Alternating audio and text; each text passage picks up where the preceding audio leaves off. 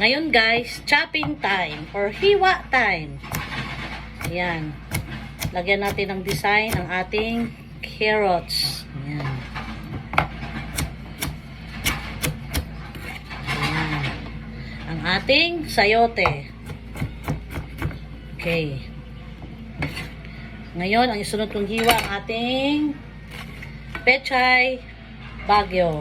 Ayan. Malalaki lang guys para kasi madaling malusaw to eh. Ayan.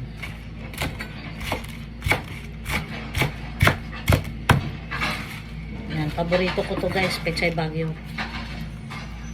Ayan.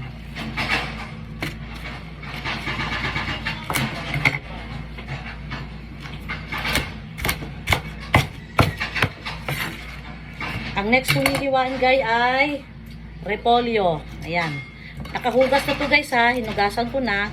Kasi gusto ko wala ng tubig. Kasi diba sumisiksik yung tubig sa kalagitnaan ng mga dahon-dahon nila. Kaya hinugasan ko na guys.